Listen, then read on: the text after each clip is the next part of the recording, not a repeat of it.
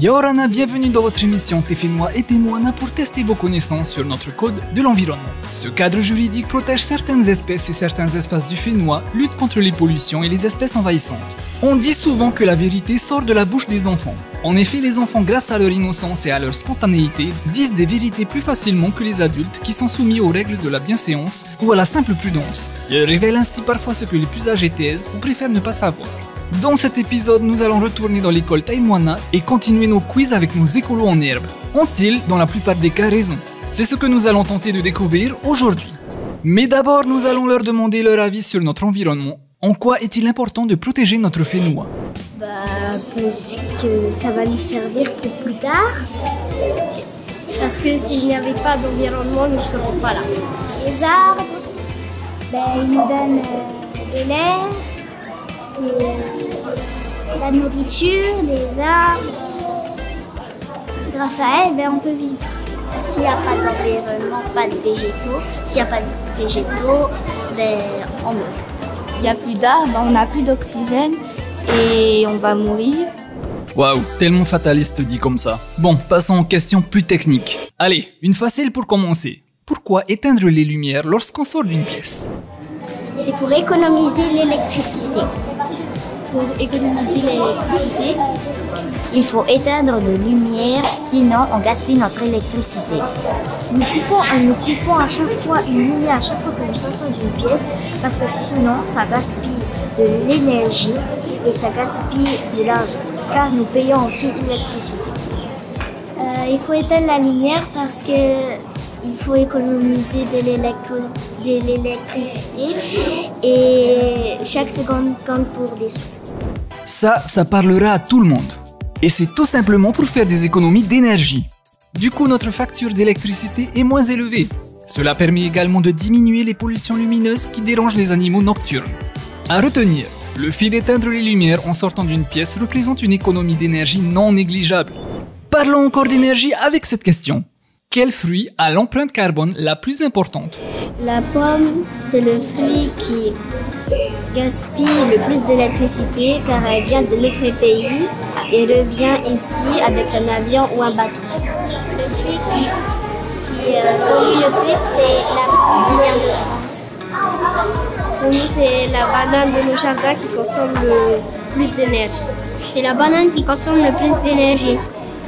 C'est la pomme qui consomme le plus d'énergie car elle est transportée par les bateaux. Exactement. Pour notre pays, le fruit qui consomme le plus d'énergie est la pomme car elle vient de loin. Avant d'arriver au Fénois, la pomme doit passer par de nombreuses étapes de transition dans différents marchés de gros pour ensuite prendre l'avion ou le bateau pour arriver jusque chez nous. Toutes ces étapes consomment de l'énergie.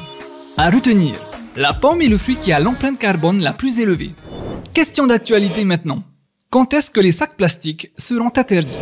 À partir de 2025,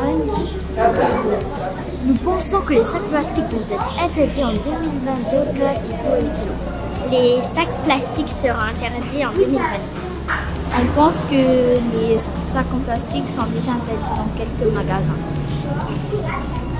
Et on pense aussi que ça va être interdit en 2023. Les sacs plastiques ne seront plus acceptés en 2022. Encore de bonnes réponses. Les sacs plastiques oxodégradables, ceux qui se décomposent en petits fragments, sont déjà interdits depuis le 1er septembre 2020. Tous les autres sacs plastiques le seront au 1er janvier 2022. Attention, cette interdiction ne concerne que les plastiques servant à emballer des marchandises dans les espaces de vente. À retenir, les sacs plastiques servant à emballer des marchandises seront interdits en 2022. Et pour terminer notre quiz, qu'est-ce qui fait disparaître la faune et la flore? Les animaux et les plantes qui disparaissent non seulement à cause du réchauffement climatique, surtout à cause de ça, les activités humaines, parce que la viande, c'est les animaux, par exemple le lion, les vaches, tout ça. Il y a aussi l'exploitation, la pêche, la chasse, tout ça aussi. Ce qui fait disparaître les animaux et les végétales, c'est l'activité humaine et le réchauffement climatique. C'est les activités humaines qui fait disparaître les espèces. L'activité humaine, le réchauffement climatique, les espèces envahissantes et la surexploitation qui font disparaître les espèces végétales et animales. Vous êtes très fort. Il y a plusieurs causes de disparition de la faune et de la flore. La surexploitation des ressources, le remplacement pour de l'élevage ou de l'agriculture ou encore la pollution des milieux. Pour résumer, c'est essentiellement les activités humaines qui font disparaître la faune et la flore. Et voilà, TFTM est maintenant terminé. Mahaloulou à tous d'avoir participé à notre quiz. Vous pourrez retrouver notre émission sur le replay de TenTV et sur les réseaux de la direction de l'environnement. Et si vous voyez notre équipe dans la rue, n'hésitez pas à tester vos connaissances sur le code de l'environnement. Nous continuerons à vous lancer des challenges car nous avons remarqué que nos caméras vous attirent irrésistiblement. Si vous souhaitez voir des questions ou des sujets abordés dans Tefenua et Temoana, à vos claviers, envoyez-nous vos suggestions en message privé sur la page de la direction de l'environnement. On se retrouve très vite pour de nouvelles questions.